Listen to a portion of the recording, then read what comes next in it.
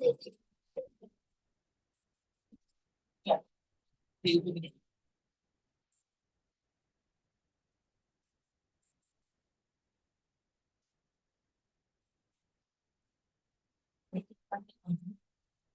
evening, everyone. I'll begin Good evening. in a little All the while. best, Jaini. Thank you.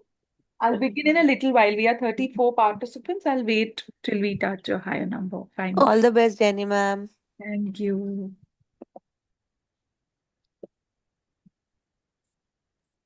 All the best, Jenny ma'am. Thank you, Rosina ma'am.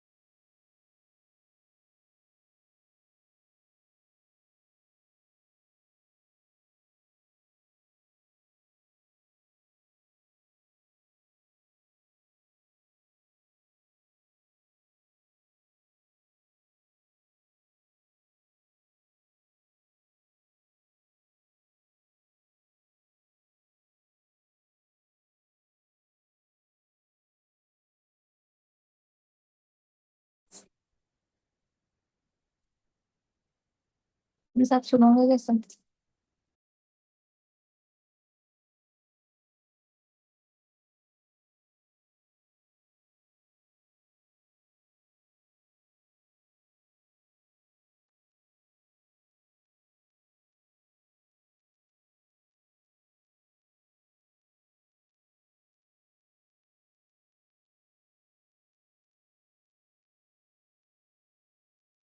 Okay, I'll begin now.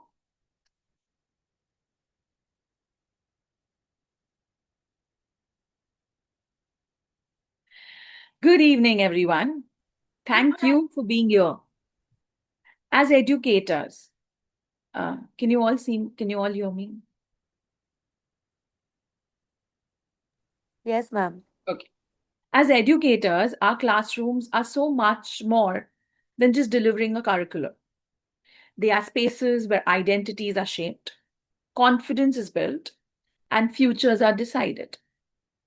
Every day, through the language we use, the examples we choose, and the expectations we set, we send subtle messages about who our students can become. Today's session on gender sensitivity isn't about throwing our current teaching practices. In fact, it's about refining them.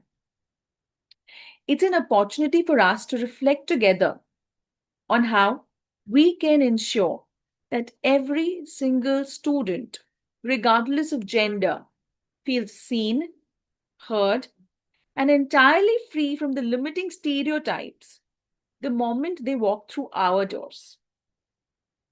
Before proceeding further, I would like to thank our campus director, Dr. Mrs. Veena Srivastava, our esteemed principal, Mrs. Suchita Malakar, the gracious vice principal, Ms. Radhika Dave, and our beloved STNC, Ms. Khyati Dwarkadas, for their leadership and encouragement in making this session possible.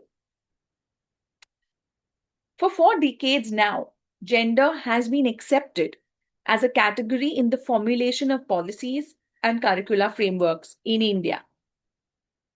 According to NCF 2005, the critical challenge is the one in developing an alternative framework of knowledge that equally reflects the life worlds of both the men and women and carry within them the seeds of a just social transformation. Gender, equality, empowerment of girls, these have been used as keywords in educational documents for as long as it is evident from policy review section. An important question to be raised is, what have been the limitations of our approach and efforts in formulating these curricular policies, textbook rewriting, and practices in our classrooms? What is gender?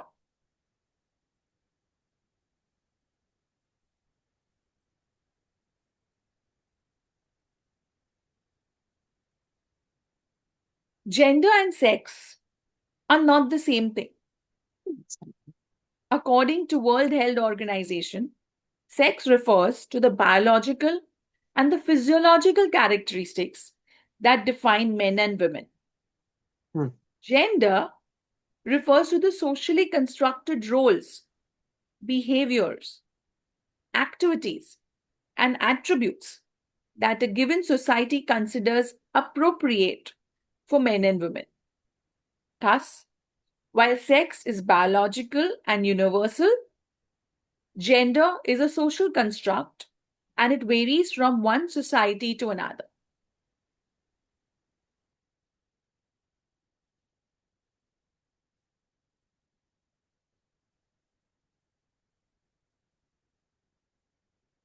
To put it in another way, we can say that male and female are sex categories, while masculine and feminine are gender categories. Sex is the biological and the physiological characteristics that define a man or a woman, whereas gender is the roles, behaviors, activities, the attributes a society considers appropriate for the behavior of a male or a female. So, sex is permanent and universal. Gender varies from one society to another. So, what is gender sensitiveness? Anyone?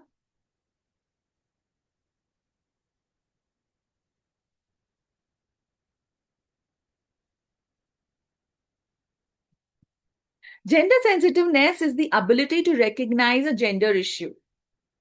It is a way forward to gender awareness and a move towards gender responsiveness, which results in designing of appropriate mechanisms for addressing or correcting inequalities between girls and boys, women and men in a college or school. Now look at this. This is one of the old textbooks from 1970s. One of the books carry these messages. Can you tell me how, what do you observe and how would this impact, or what can you tell me about the society of that time?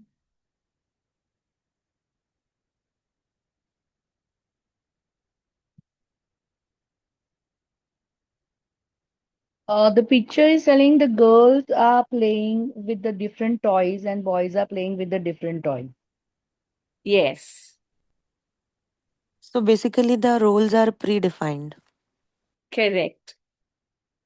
So over here we can see this is one of the textbooks, one of the books the children use, which says boys fix things, girls need things fixed. Boys have trucks, girls have dolls. Boys invent things, girls use what boys invent. Obviously, this I had many more pictures, but these were the few I selected. So this is over here. If you look at the language, which says girls need things fixed and boys fix things, that language is sending a message. It's sending a message to the children that girls will not be able to fix things by themselves, but they would need the assistance of a boy.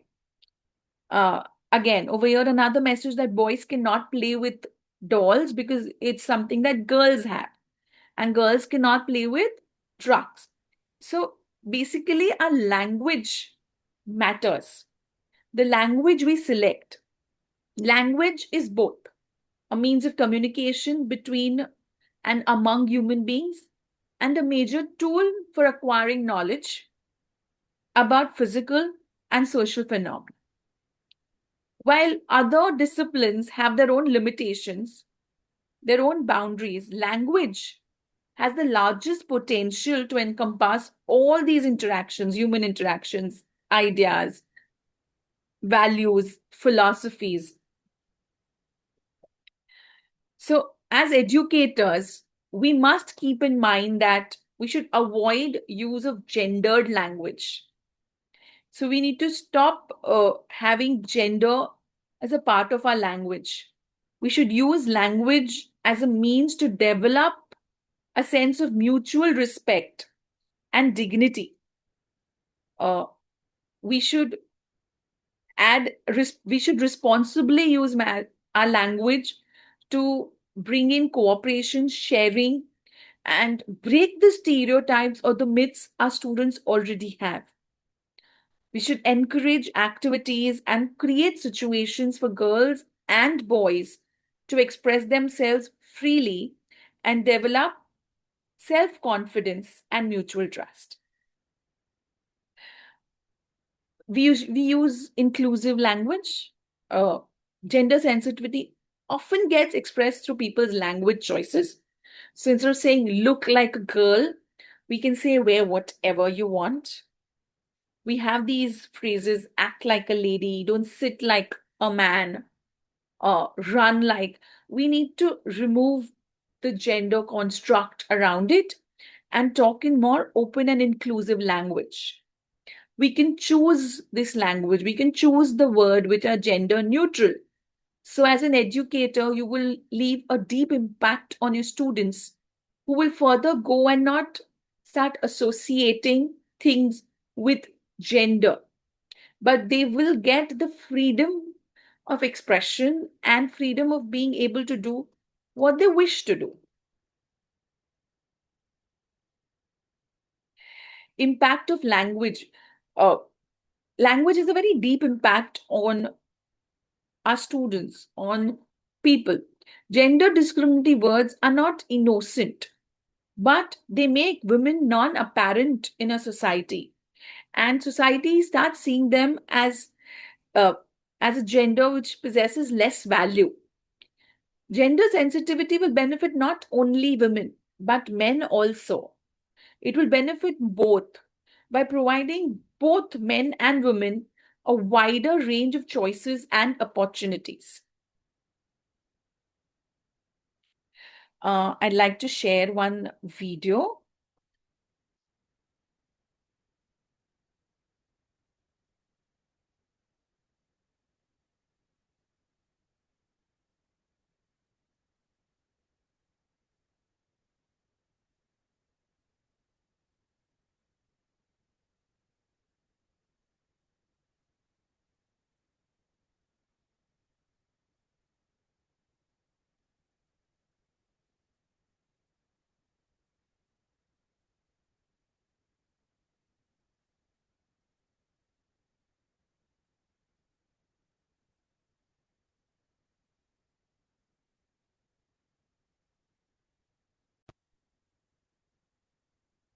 Okay.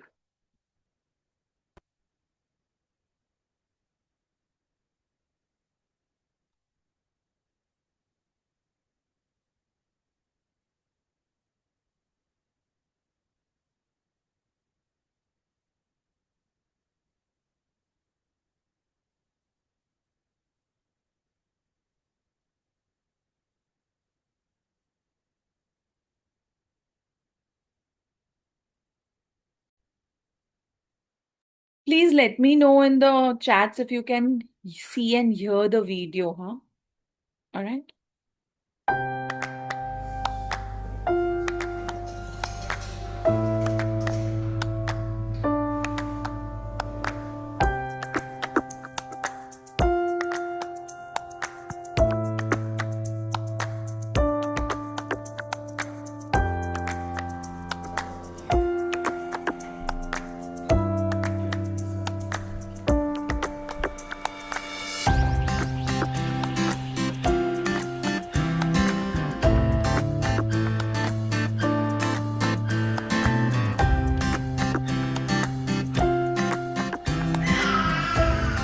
Look at this. Look at this. Do you like a dolly? Shall we go for the dolly? There's a good girl. You're a good little girl, aren't you, Sophie? Look, what does this say? Sweet dreams. Sweet dreams. Ooh, look at this, Sophie.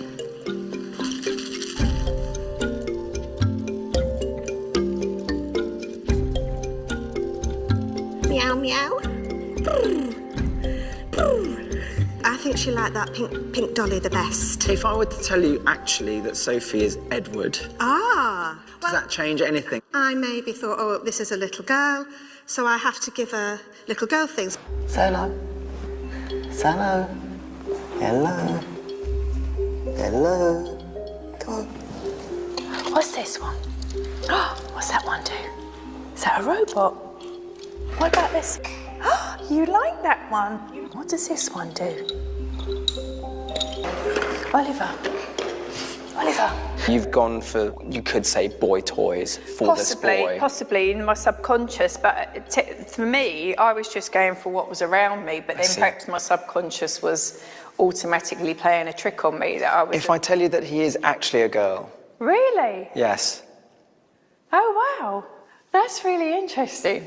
I suppose it's because of the stereotype. And then that changed your behaviour towards the child. It did. And your behaviour was lie, quite directive. Did. 1, 2, 3. Beep, beep, beep, beep, beep. Do you want to see my robot? She's picked up the robot, the car, the puzzle game. And I think she's been much more physical in handling the child than the other adults have been with girls.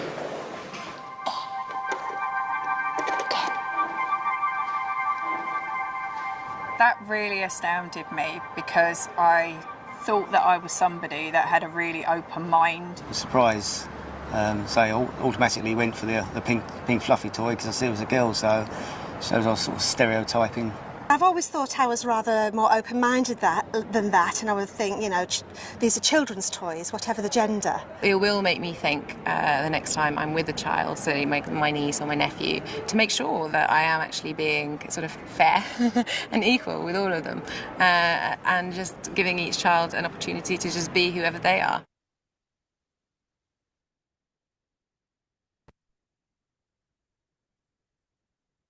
So this little video showed that the clothes were swapped and adults were left in the room with those children. And we educated adults, like most of them, mentioned that they were open-minded. And we still observed that they picked some particular kind of toys to play with particular kind of children. Because it was a girl, dolls and other toys. There's a boy, so it was trucks. So this bias, even as educators, many times subconsciously happens that it's playing with our mind. By making sure we are sensitive towards gender, we will give our children, our students, an opportunity to break out of those stereotypes and be themselves, be able to express themselves.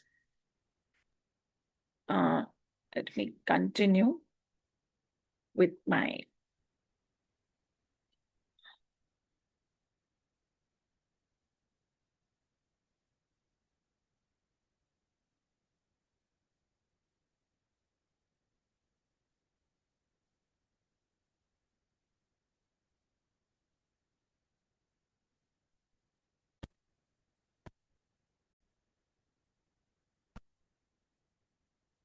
So as children grow up, uh,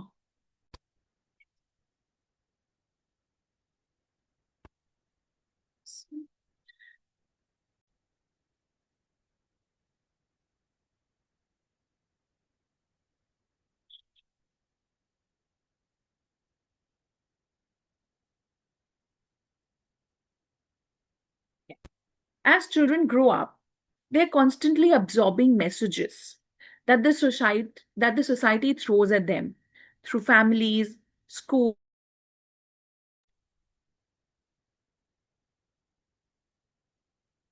through family, schools, media, friends, and they try to mold themselves in those roles.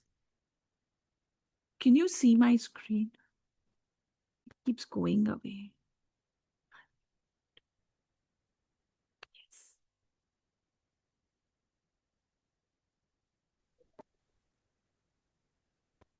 Yes. Oh, let's see.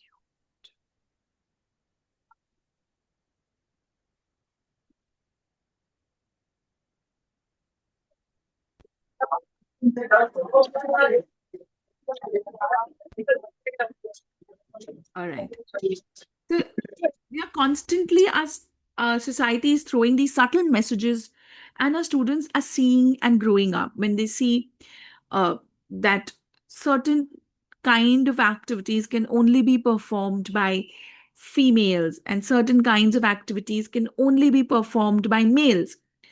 Uh, they are getting they are stereotyping, they're realizing it, and stereotypes are basically these assumptions or generalizations that people make about the characteristics of all members of a group based on an image, which is often wrong.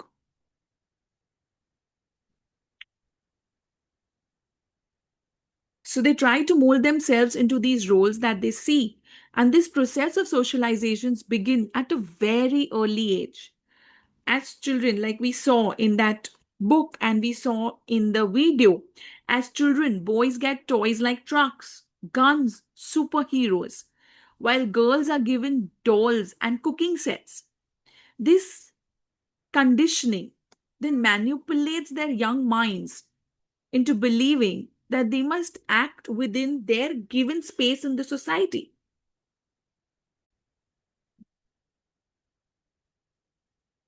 I have another one video.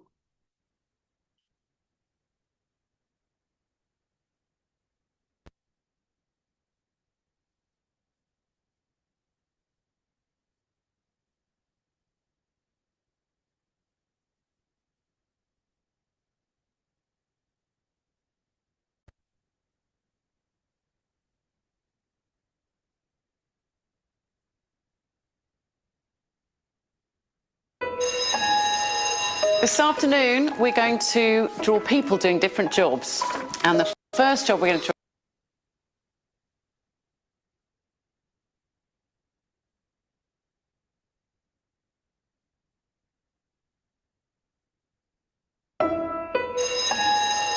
This afternoon, we're going to draw people doing different jobs. And the first job we're going to draw is a firefighter. Have a think in your head what a firefighter looks like. What's your firefighter called? Mine's called Firefighter Gary. Firefighter Stan. Firefighter Simon. He's big and strong. He's got a big helmet on. That's brilliant, isn't it? Next, we're going to draw a surgeon. Have you thought of a name for your surgeon? Jim Bob. Jim Bob. He's a brain surgeon. I think he would wear a stethoscope. He gives you medicine. That's his ambulance. OK, next, we're going to draw a fighter pilot. This is his jet plane. He rescues people. He likes to do stunts in the air and stuff. OK, now who would like to meet these people for real? Yeah!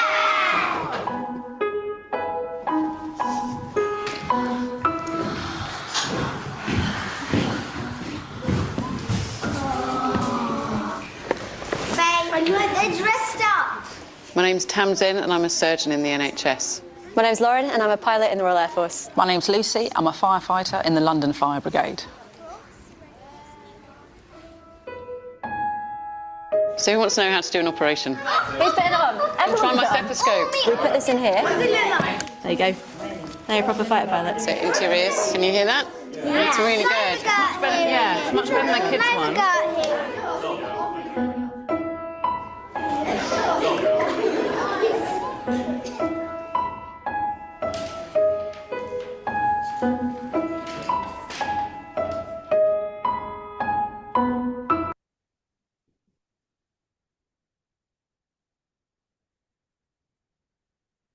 So this was another video that I loved when I was researching for this topic and I came across it. I felt it was so apt in showing stereotypes and how early they are built. So many times we ourselves, being teachers, also end up stereotyping. And we realize that when you do experiments like this in class, so many times we observe that children associate professions to certain genders. So these are gender roles, this constant portrayal which is there in the media, in conversation, jokes, books, where women and men are occupying particular social roles according to a traditional setup, like a traditional division of labor. For example, women cannot make good engineers, or a number of children textbooks have women as cleaners, caregivers, nurses, and men are seen as drivers, doctors, leaders. Such images reinforce the gender roles, which are socially constructed. And in a way, they make girls feel that they cannot aspire for the top professional positions. Girls who do not conform to these stereotypical expectations often experience criticism and even violence. And this, in turn, also puts unwarranted pressure on boys who love to read, who dislike fighting, who don't like sports or mechanics. And simultaneously, we observe there are girls who struggle with body image, who want to excel in sports but are not given the support. So, gender equality over here will benefit both boys and girls. Working towards gender equality will enable them to be themselves instead of being bound by a rigid gender role.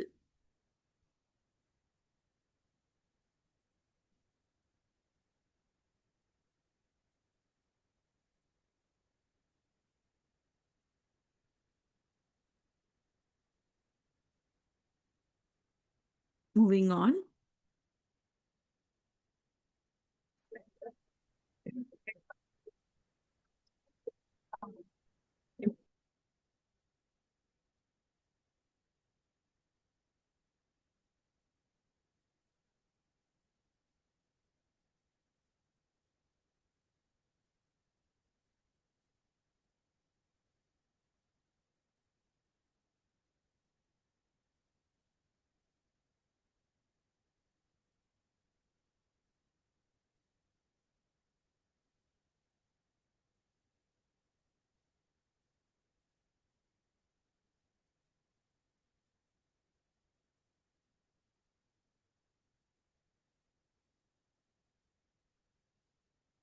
So, gender roles are basically a role which is set up, which is a set of social and behavioral norms generally considered appropriate for men or women, in a relationship or in a society. There are behavioral standards, like how should this individual dress, speak, think within the society, that define masculinity and feminism. And there's a social reinforcement by parents, teachers, peers, media, religion that constantly reinforce these roles. So we as educators can debunk them. Social conditioning also shapes our thinking on certain matters in certain ways. This thinking gets so ingrained in our sight that it becomes a part of our daily life. We do not even think twice before taking a decision based on such thinking. For example, when a mother has to take a decision about distributing jobs between her son and daughter, the son would automatically get the jobs which are thought to be more manly, like fixing a light bulb or buying some household item, while the daughter would be given the jobs of cooking or cleaning around the house. Often we do not realize it, but our social conditioning narrows down the choices that we give our sons or daughters or our students in our lives. And the cycle of this gender discrimination continues. But when a woman is educated, she helps the family make more informed decisions and she's able to take better care of her family's needs. So, a career is not the only reason why education is required. So, we can understand these socialization patterns and we can correct them. If you observe your student in class having these kind of thoughts, we can correct them. I remember this time when this is long ago at Gopi Birla Memorial School. I think I'm talking of a batch of 2009 or 10 when the boys 2010 boys batch had just started, and few years into it when they reached a stage where we have SUPW. Those days we used to have needlework, and everyone was divided into classes, and this parent came, the boy parent came and argued with the principal then that my child will not pick up a needle because it's not allowed in our family. It's a girl's job, and my son will not pick up a needle. So oftentimes we get that opportunity. And I remember Ladha ma'am was back then, and she had very firmly told the parent that it's a part and a curriculum in the school, and the child will learn it or will be graded accordingly. I don't know what went down after that, but I feel that as educators and as someone who gets to converse and interact with this generation again and again, we can change this conditioning, we can break this conditioning, break the stereotypes, and give them an opportunity in this world where they can freely learn and live in the way they wish. That's why I personally love this topic that I got. We have already began to raise our daughters more like our sons. Yes, definitely. But few have the courage to raise the sons more like their daughters. So do you teach your son how to cook? Do you teach them how to clean? Are you okay with them doing something that's considered girly or feminine in the society, in the social construct? If we break these stereotypes, these myths, we give them an equal platform, we see benefits for both boys and girls. We should allow our boys to express themselves and their emotions more freely. Involve them in gardening, engage them in cooking, participate in cleaning and chores, empower our girls for different role models and career paths. When you're talking about gender sensitivity, it's not about comparing boys and girls. On the contrary, any education that is gender sensitive, it benefits members of both the sexes. It helps them determine which assumptions in matters of gender are actually valid and which are stereotypes and generalization. It will help them navigate this world and realize where they are being stereotyped and where what is valid, what is invalid. Gender awareness will open up the widest possible range of life options for both women and men, and it will build their capacities to be more wholesome and human. It will allow boys to express their emotions, encourage them to be expressive. It will allow them to have hobbies like cooking and gardening or dancing. We should also expose our girls to role models of women in business, especially like we saw that lovely video where the teacher so beautifully broke the stereotype in such a gentle manner by showing women doctors, scientists, leaders, soldiers, fighter pilots. These role models will help the girls see themselves in professions outside the normal stereotypes. Encourage these girls to find answers on their own. Express confidence in their abilities so that they develop self-confidence. So when you're talking about bravery, we can talk about Rana Pratap and we can talk about Jhansi ki Rani, Kalpana Chawla, Kiran Bedi. When we speak about politics, talk about Jawaharlal Nehru, but then talk about Indira Gandhi. Okay, uh, we can talk about Vijaya Lakshmi Pandit. When you talk about science, you must mention Madame Curie. When you talk about statesmanship, you talk about Margaret Thatcher. When you talk about social work, you speak about Mother Teresa, Kasturba Gandhi, Helen Keller. So never try to show that this work can be done by man only, which can be done by women also. And never praise the woman by comparing her work with a man. Like uh, instead of saying that Indira Gandhi was the Prime Minister of India, you can say Indira Gandhi was an empowered Prime Minister of India. So political factors also play a very important role, which should be understood properly and the problem should be tackled accordingly. It is very essential to analyze all these problems, and only then the gender bias will be recognized.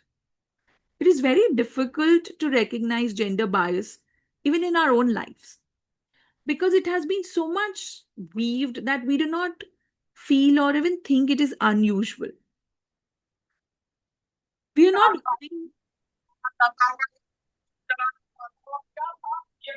we are not willing to change the trend. We have become typified. We have never tried to find out the reasons for physical, mental, social, economical condition of women. And even if we have tried, we have blamed others for it. We have never tried to cultivate that willpower and confidence in women. And if our roots are biased, then it will be the same. Hence, it is essential that the place from which child is going to have his basic culture, school, from there only the efforts should be made to remove the bias, which can be minimized as the child develops. This will avoid the problems arising due to gender bias and it will lead to progressive society. Curriculum textbooks. Very, very important that we have the effective curriculum which we have every year, and we have proper textbooks that provide a strong base, a solid base for the development of this bias-free personality. We should tackle bias at every level, address attitude development, and focus on habit formation. And if you look at the most important bar in the educational ladder is children are sharp and they're very attentive observers. So if you have something in the textbook, any sort of a hidden message, they are going to quickly learn this. They're going to pick it up faster than us. So we need to be sure, we need to ensure we have bias-free teaching material.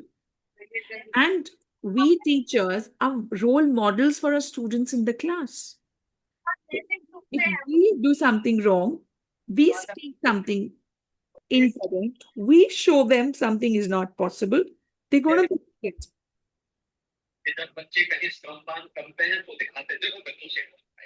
Seema Sheet, ma'am, if I can mute you.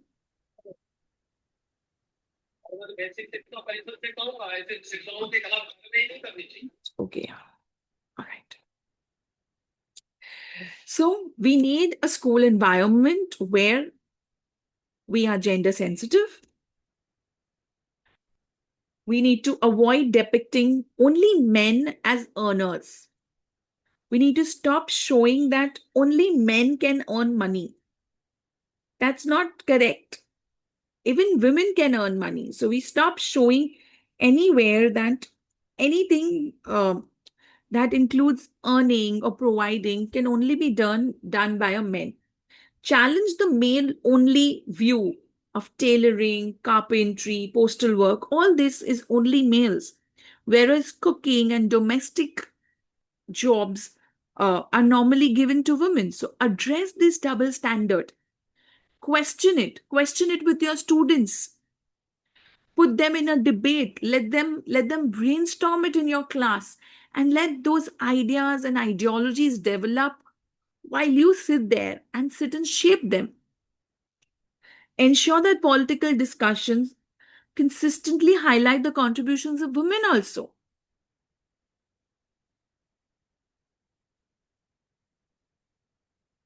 It is important to review the teaching and learning material for gender sensitiveness. Does the material contain gender stereotypes? If yes, what techniques can be used to address them? For example, let's say we have a history textbook that portrays only male freedom fighters. How will you, as a teacher, address this gender bias? You can draw up a list of female freedom fighters on your own and include it in your teaching. Similarly, in science, if they have only shown male inventors, we as educators, as facilitators, must proactively include discussions on female scientists and their inventions. It is so vital, it's so important to audit teaching material for gender sensitiveness and stereotypes. We must identify and actively address biases and create an inclusive learning environment for our students. We must carefully read our material and identify these underlying hidden stereotype messages which are constantly going to our students,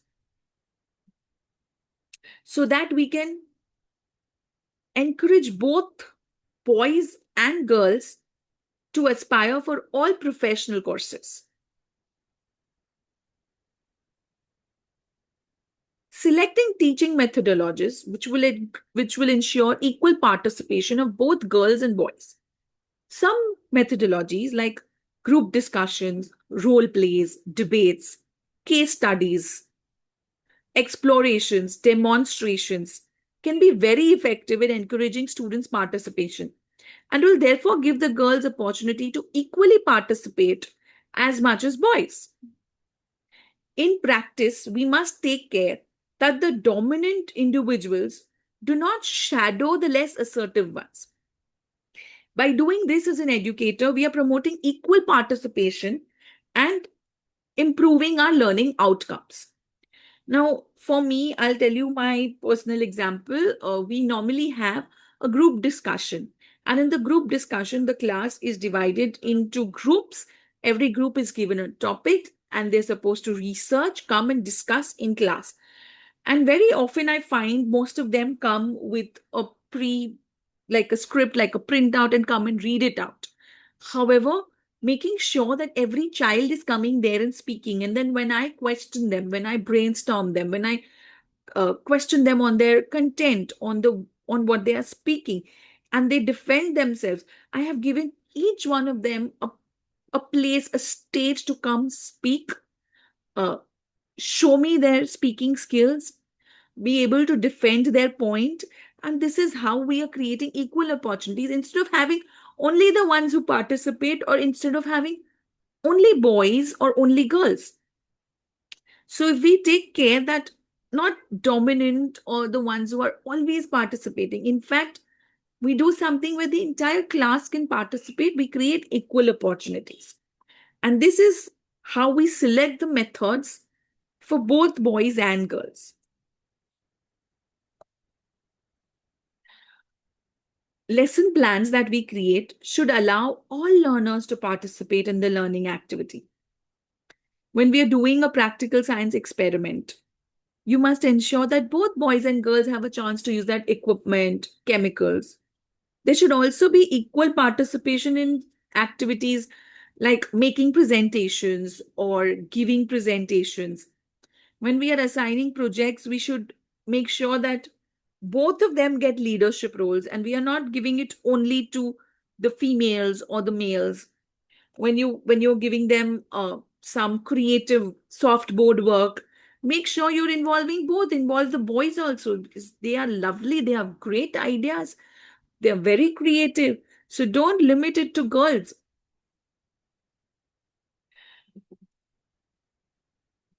Classroom environment. The lesson plan that we create must, we always keep in mind the classroom itself also, because the classroom setup is very, very important. How to arrange our class, how to interact with the students in a way that will promote participation from both girls and boys. We need to plan in advance what kind of questions are we going to ask, and whom, like, make sure you're not only asking the girls and everyone gets a point. Think about where are you going to stand in class so that you can see everybody. Have you sit, have you move in the classroom? All these things should be done keeping in mind about both. We are looking at equal participation from both boys as well as girls.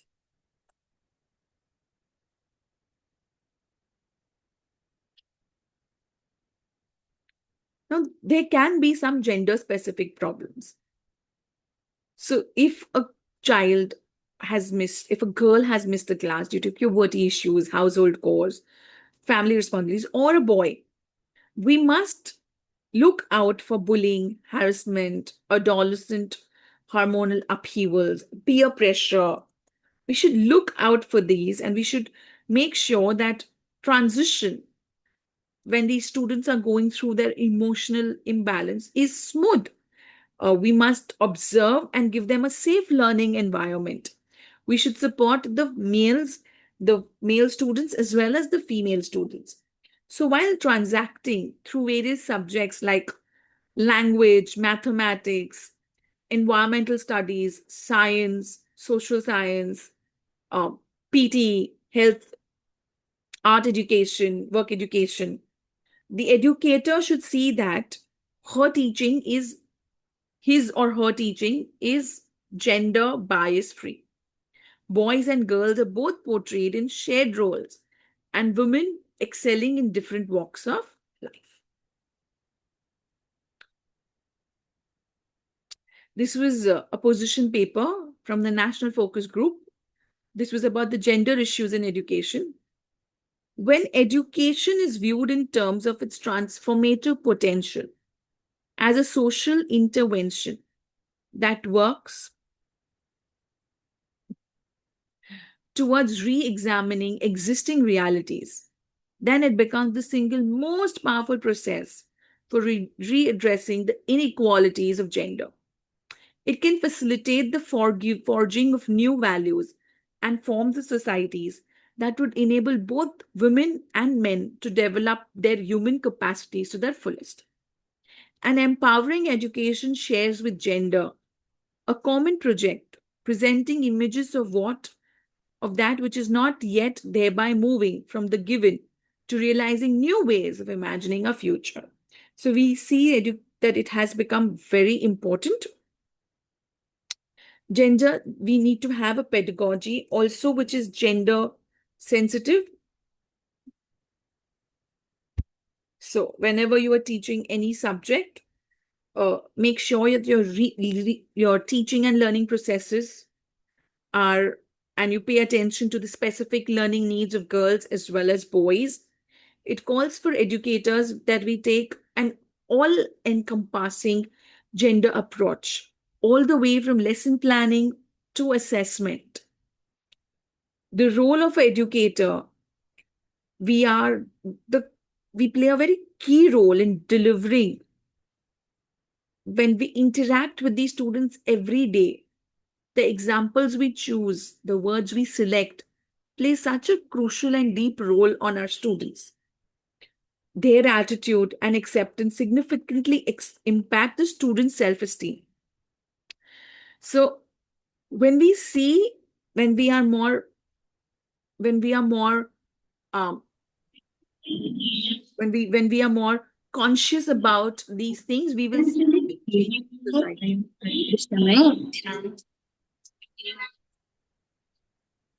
Okay. Now I have a list of things. I'll just hide myself so that.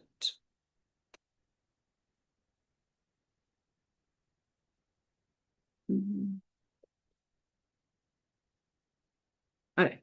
What I want you all to do is these are questions on the board, on the screen. And before we proceed further, I want you to answer these questions and check your practices. So let's assume we give 1 mark to all. I want you to tell me your score in the chat.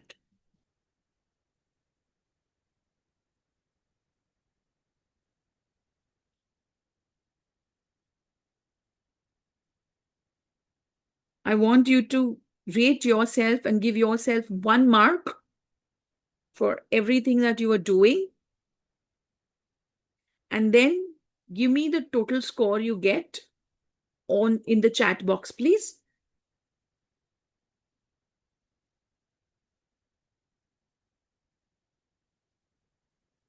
Teachers?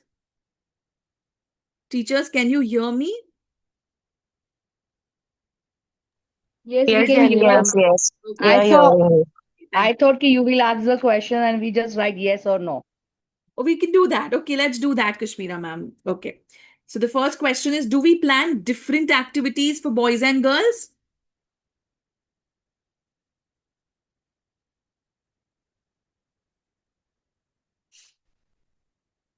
Okay, I'm getting all no's. Okay, do we plan different roles for boys and girls within the same activity?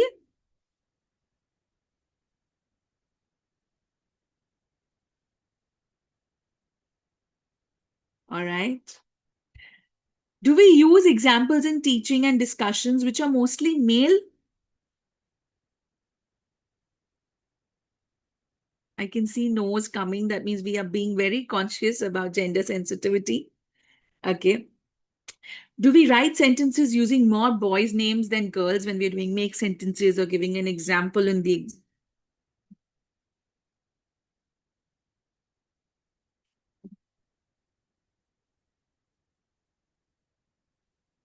Okay, all answers are negative no, right? All right. Have different behavior expectations from girls? I think sometimes, yes, we do that. We expect girls to be more quiet than boys. Have display affection and displeasure in different ways towards boys and girls?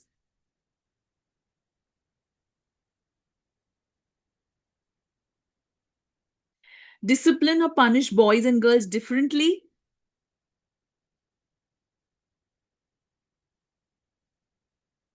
Do we, okay, Kashmira ma'am is saying sometime. Okay, fair enough. Do we reward boys and girls for different things in different ways?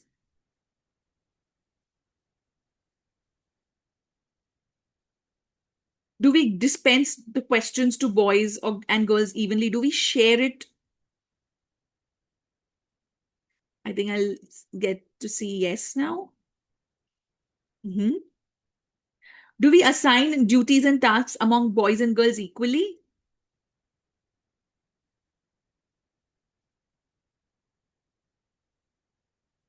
Do we encourage both girls and boys to ask questions? And do we give gender role based behavior cues to boys and girls? Like boys can only do this and girls can only do that in class? No, we don't do that. All right. I am getting so many answers. Does any one of you want to share any uh, incident from your class about gender sensitivity or anything like that?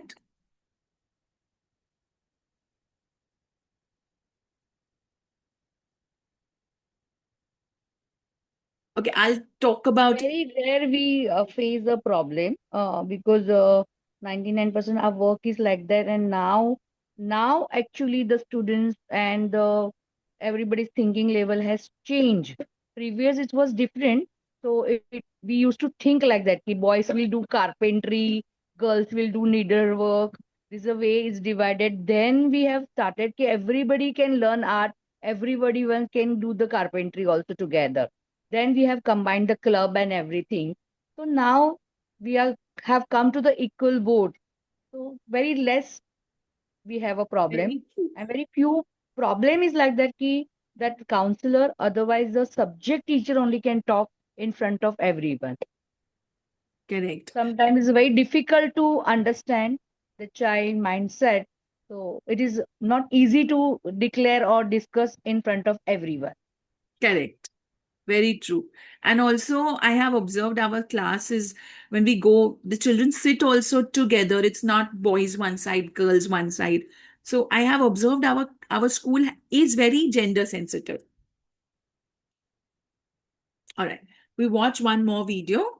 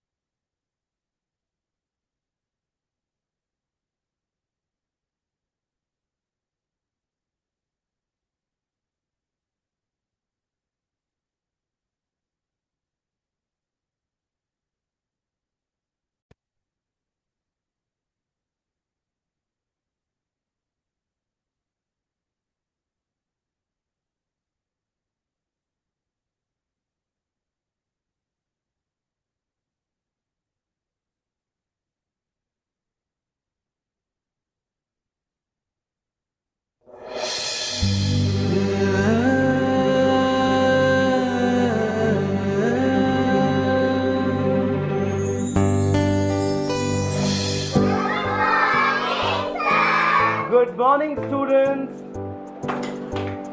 तो हम अपनी arts and craft की class में रोज कुछ ना कुछ बनाते हैं। आज आप लोग मुझे बताओ कि आप बड़े होकर क्या बनना चाहते हो?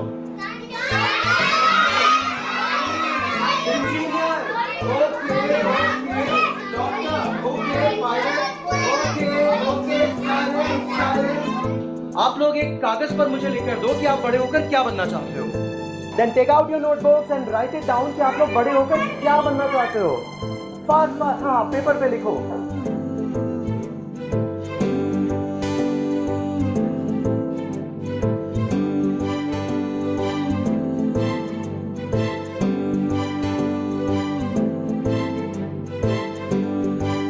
तो स्टूडेंट सबने लिख लिया? हो गया सबका? ऑल राइट, चलिए फिर आप लोग जल्दी से अपने अपने पीसेस ऑफ पेपर जो है वो मुझे हैंड ओवर करिए।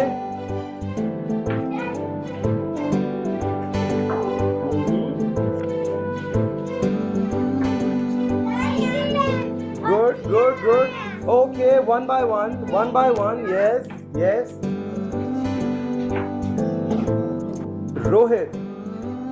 रोहित को बनना है इंजीनियर। गुड। काजल को बनना है चीफ मिनिस्टर। बहुत अच्छा।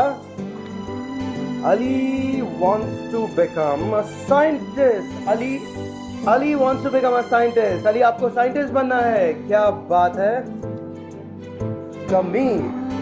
समीर बनना चाहता है पुलिस ऑफिसर। बहुत खूब समीर। तमन्ना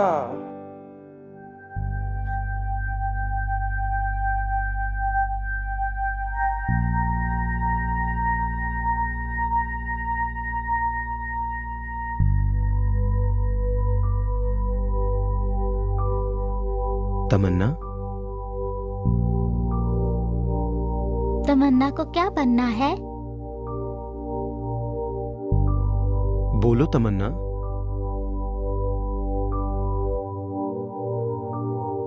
लड़का। तुम्हें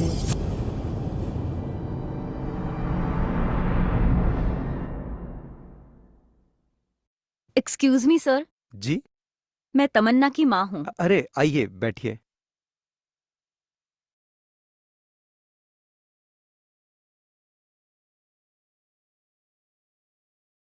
तमन्ना आजकल थोड़ी डिस्टर्ब लग रही है। उसके आंसर्स भी आजकल बड़े अजीबोगरीब और उल्टे सीधे से हैं। ठहरिए, मैं आपको उसकी नोटबुक दिखाता हूँ।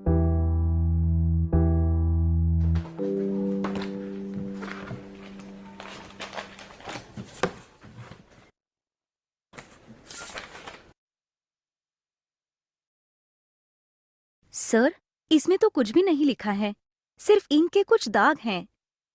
दाग हैं? हाँ, दाग हैं। दरअसल कुछ ऐसे ही दाग आपकी बच्ची के दिमाग पर आजकल बन रहे हैं। मैं आपका मतलब नहीं समझी। मेरा मतलब बिल्कुल साफ है। शायद आपके घर में बच्ची को या तो बोझ समझा जा रहा है या फिर उसे लड़की होने का ताना दिया जा रहा है। उसके इस बिहेवियर का जिम्मेदार भी शायद आपके घर का माहौल है। घर का माहौल? सर, ऐसा कुछ भी नहीं है। मुझे लगता है आपको कुछ गलतफहमी हुई है, या आपने कुछ गलत अंदाजा लगा लिया हो। अंदाजे गलत हो सकते हैं मगर आप बीती नहीं। मतलब? मैं ये बात आपकी बच्ची पर बीते हुए हालात के आधार पर कह रहा हूं। बच्चे बड़े कीन ऑब्जर्वर होते हैं। हमारे हर एक्शन पर, हर लफ्ज, हर लहजे, हर कम्युनिकेशन पर उनकी नजर होती है और हम ये भूल जाते हैं कि उन पर इसका क्या अच्छा क्या बुरा असर पड़ रहा है। शायद बच्ची की दादी माँ उसकी पैदाइश को लेकर आपको ताने देती हैं।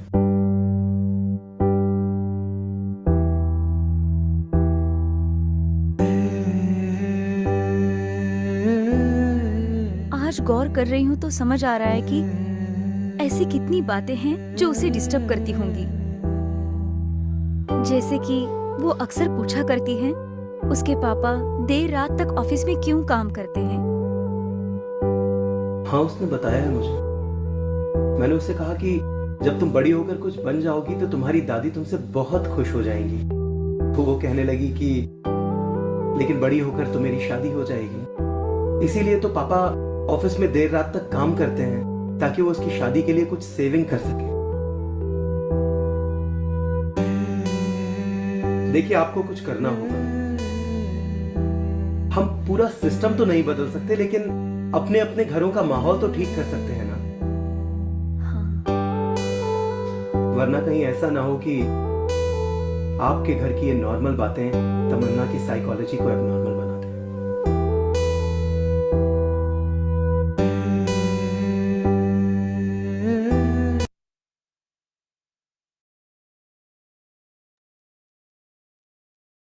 Yes. So this video was showing the deep impact on the children when they see and observe things.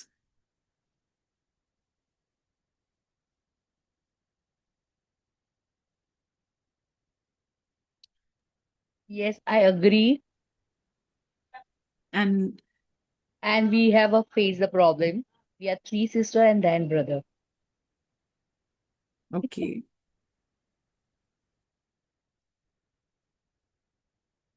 We have seen many of these incidents in our school also, ma'am, in the past.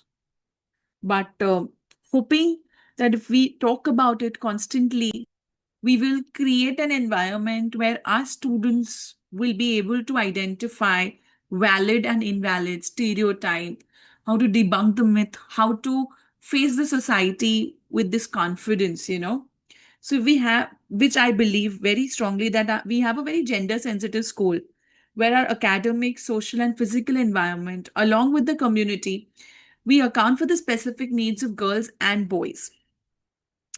As a community, we are aware of the educators, parents, our community members practice and they promote gender equality, so we take into account the specific needs of girls and boys.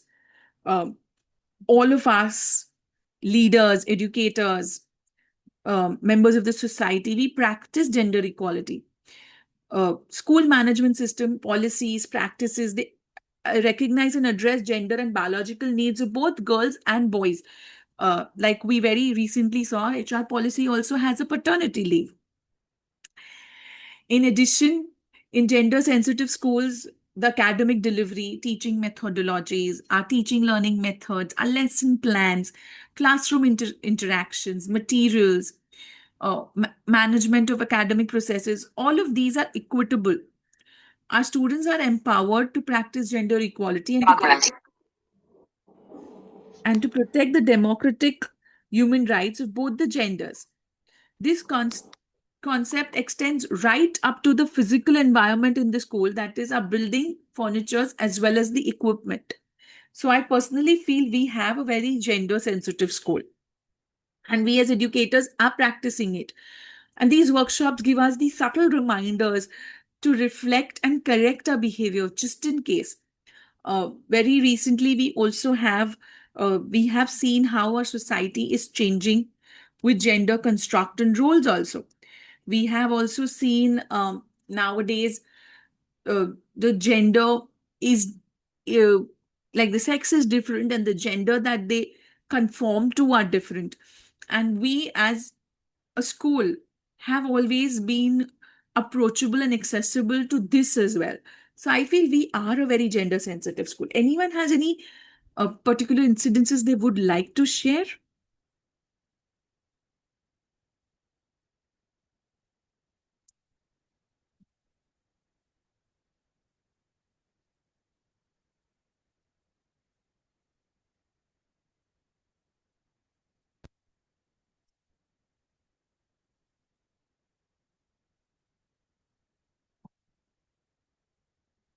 Okay.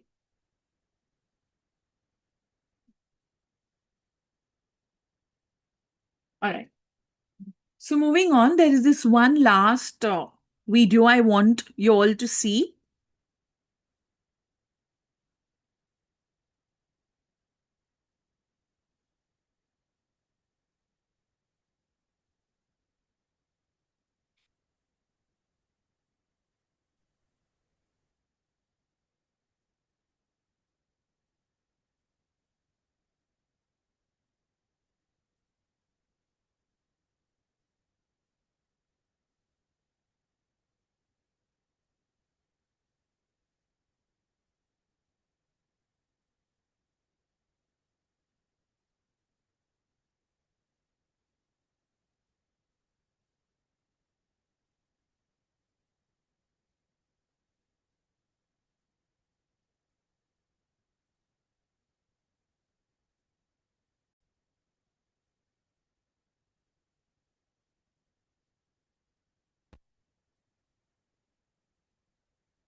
It's going away here.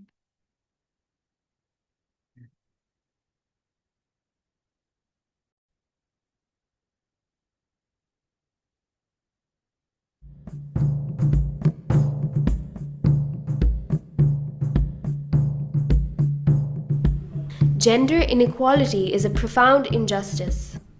It keeps millions of women around the world in poverty.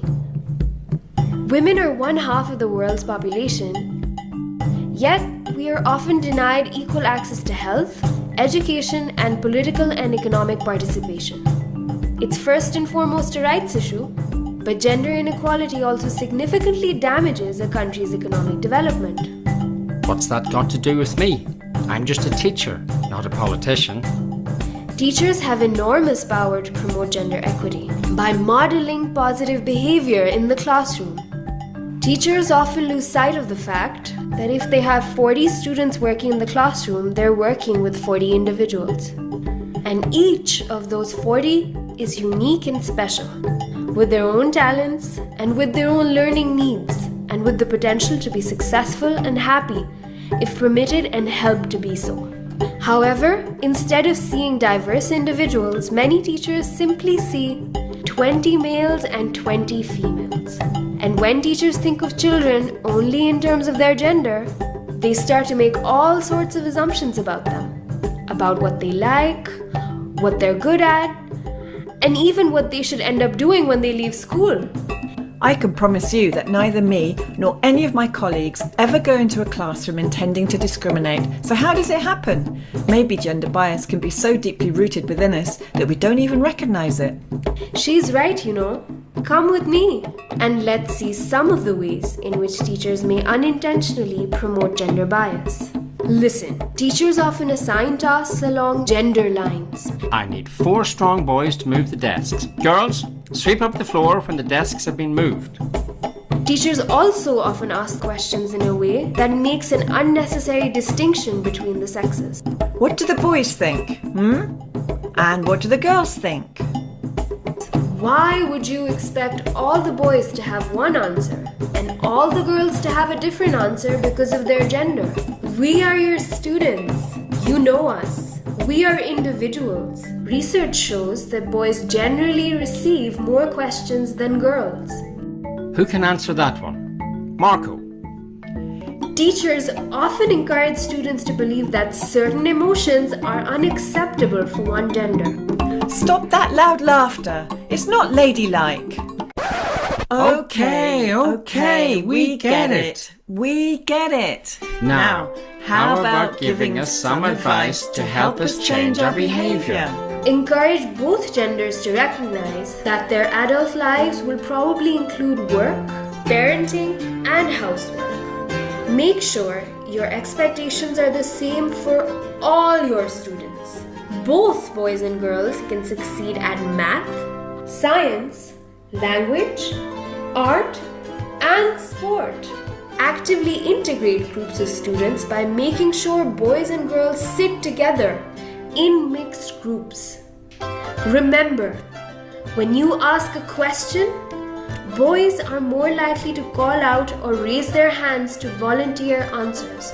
Girls tend to spend a few seconds thinking quietly to themselves. So after you ask a question, allow 3 to 5 seconds before calling on a student to answer.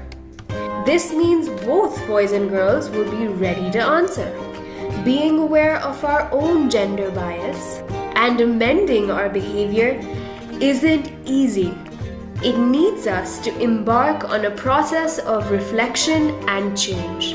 Why not try working through our gender bias checklist? Reflecting on its questions, you'll find it helpful. Never forget how much children learn from your example. By modeling gender equity, teachers can change the future of society into one that is fairer, more fulfilling, and more prosperous. Isn't that what we all want? What do you say, teachers? We can do it!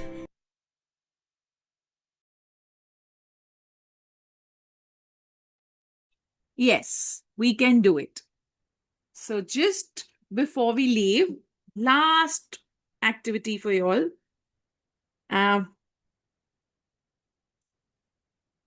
Thank you, Sajida.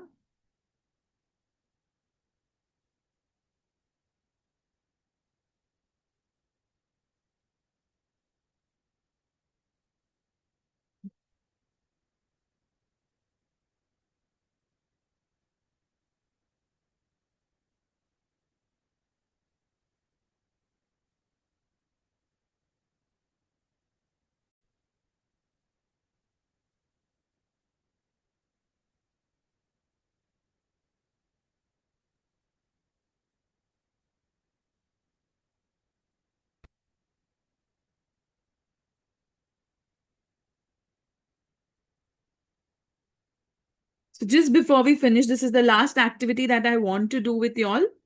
I want y'all to speak a sentence. Complete this sentence. You may complete these statements either in chat or you may speak it.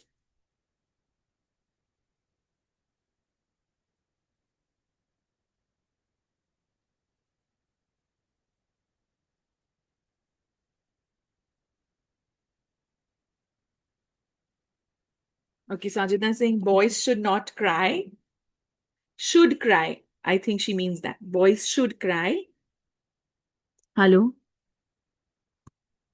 Can you hear me? Yeah, okay. Boys should cry. Big boys do not cry. Good girls do not cry. How would y'all finish this statement? You may speak or you may type.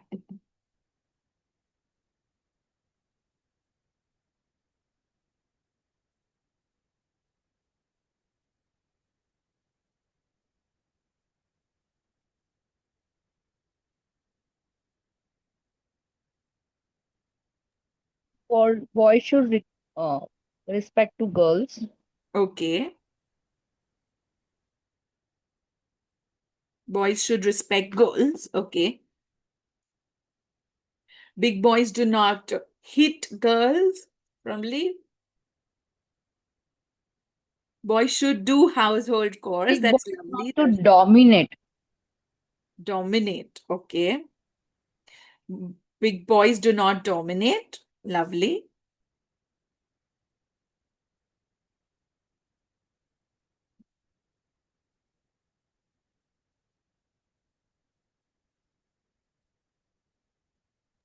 All right. Should not too shy.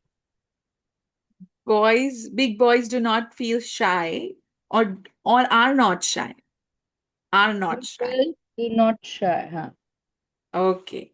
All right. Thank you, teachers. That was my workshop. I hope I have shed enough light on being gender sensitive, which we all are. We'll just be a little more conscious with our words, with our examples, and with our attitude. We are already practicing it multifold ways. Thank you, STNC. Thank you, teachers, for sharing your time with me. The attendance link has been shared. You may fill it up, and thank you.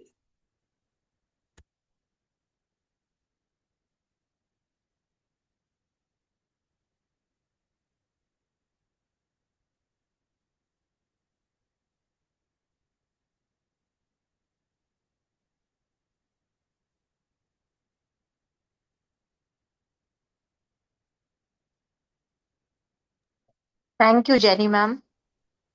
Thank you, Rosina ma'am.